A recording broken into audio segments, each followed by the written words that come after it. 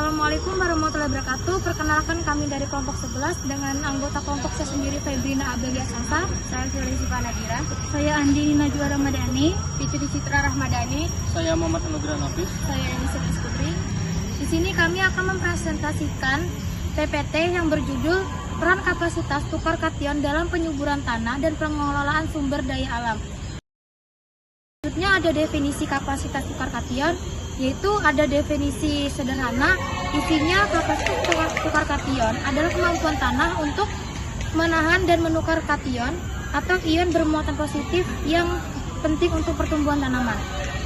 Ada juga pentingnya KTK, merupakan indikator utama kesuburan tanah, menentukan ketersediaan nutrisi penting bagi tanaman. Selanjutnya itu ada fungsi kapasitas tukar kation dalam tanah, yaitu yang pertama adalah menahan nutrisi. KTK menjaga nutrisi penting seperti kalsium, magnesium, kalium, dan fosfor tetap. Yang kedua itu ada menjaga pH tanah. KTK berperan dalam menjaga keseimbangan pH tanah, menciptakan lingkungan optimal untuk pertumbuhan tanaman. Yang ketiga itu ada mencegah pencucian. KTK mencegah nutrisi penting tercuci oleh hujan atau irigasi, memastikan ketersediaan jangka panjang.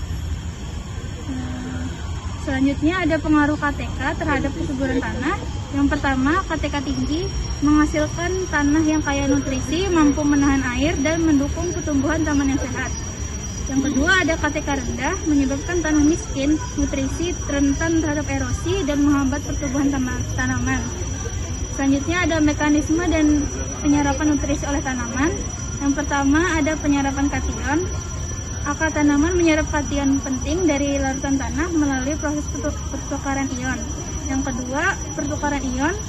Kation dalam larutan tanah ditukar dengan kation lain yang terikat pada partikel tanah seperti H+.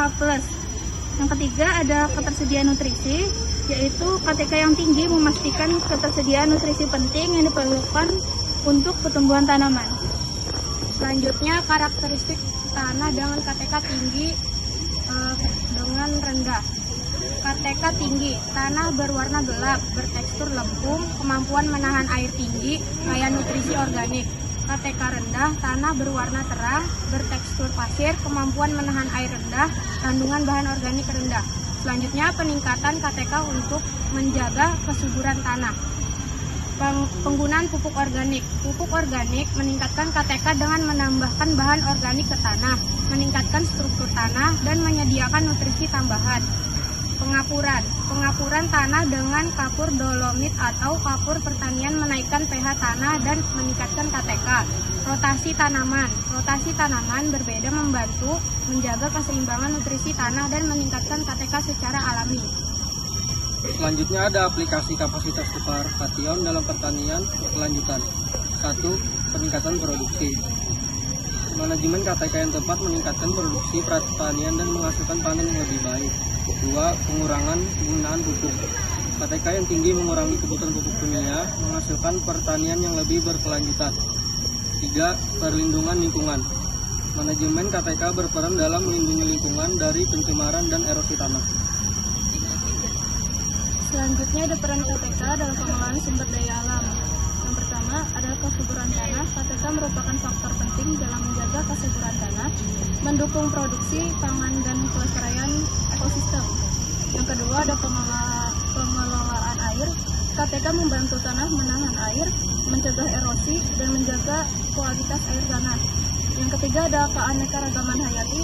KTK yang optimal mendukung keanekaragaman hayati dengan menyediakan habitat yang sehat untuk tumbuhan dan hewan.